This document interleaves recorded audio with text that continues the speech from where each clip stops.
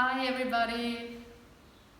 Today I'm going to talk about a topic that I'm really passionate about, and the reason why is because this altered the whole course of my life, and I am so happy that all of this happened. And it started back when I, in 2012, got extremely burned out. Back then I was living what I thought was my life to the fullest.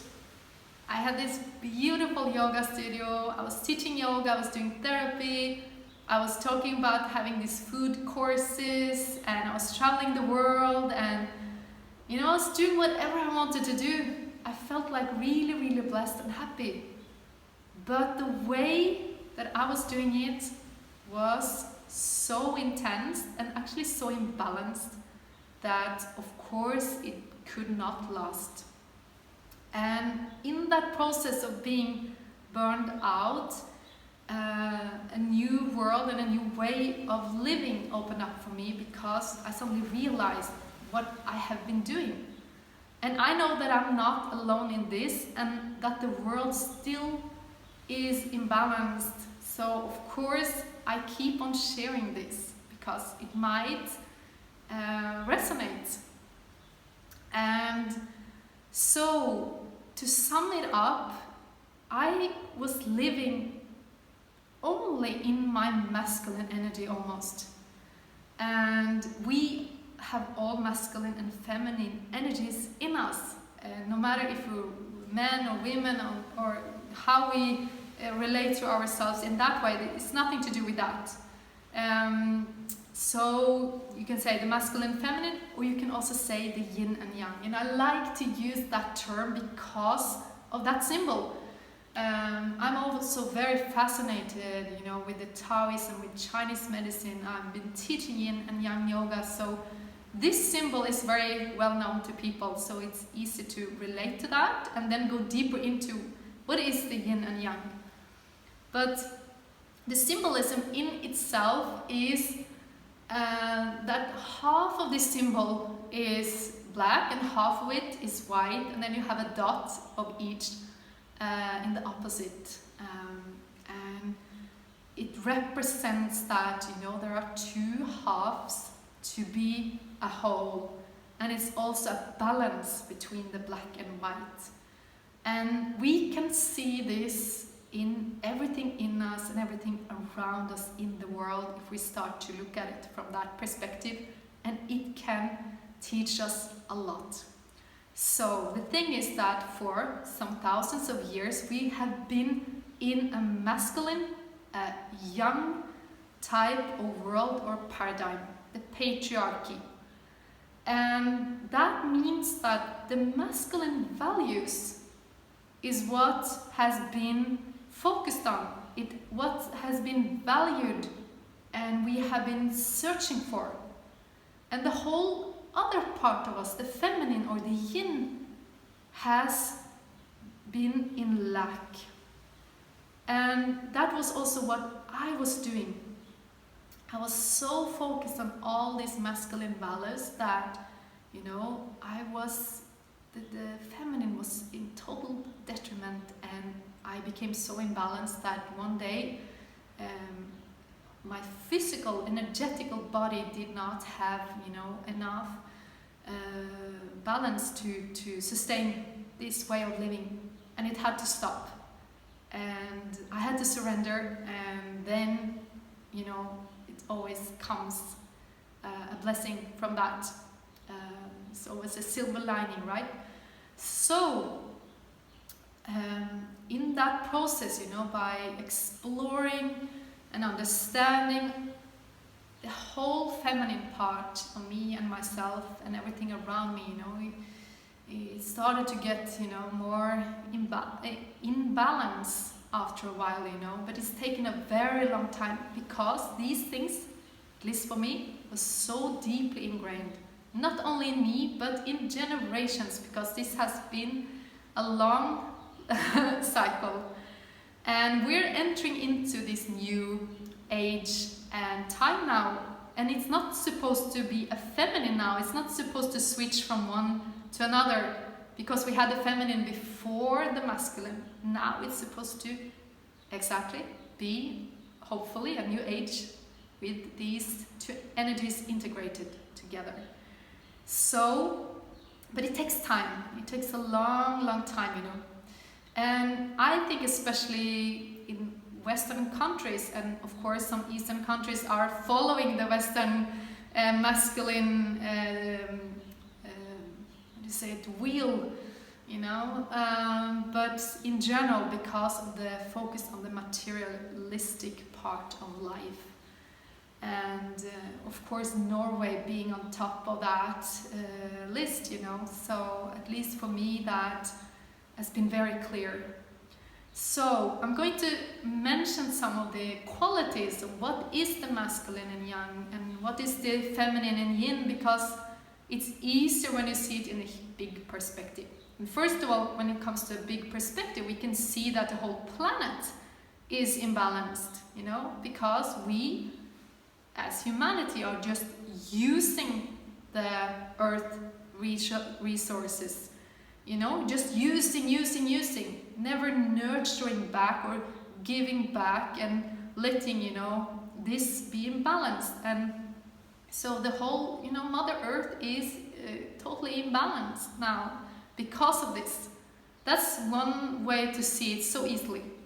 But one thing is, you know, the big picture that I've been talking about. Another thing is us as individual, and it goes both ways and it's all integrated. So we need to see both perspectives, of course. But to sum it up, you know, the yang or the masculine part and energies, first of all, it's the white part of this symbol, and it's connected, for example, to the sun. It's connected to daytime, it's connected to heat and summer.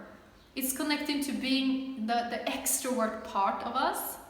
It's connected to our to expand and to push and to do things.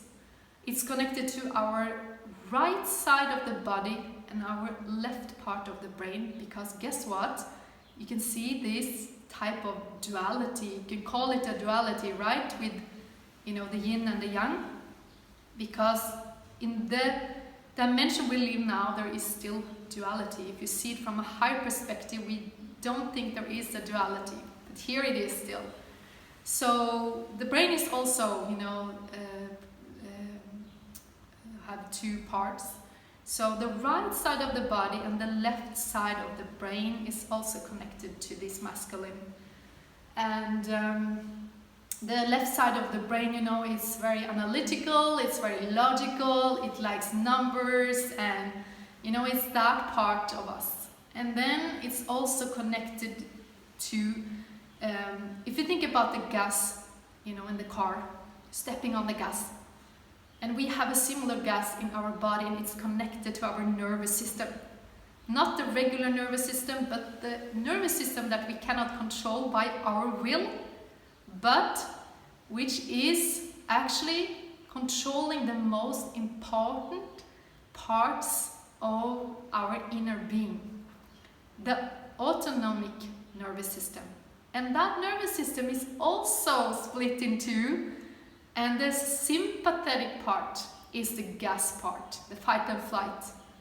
And it's a good thing to have that, you know, when you need to switch on, when you need to step on the gas. It's like also linked to the stress activation in our body, which can be good if it's not there all the time. And that's what some of us, including me, I was stepping on that gas all the time, harder and harder, more and more, you know, and you know, it doesn't work in the long run. And then you have the yin or the feminine energies, which is connected to the black part of the symbol. It is connected to the moon. It's connected to the nighttime. It's connected to the cold and winter. It is linked to the introvert part of us, and also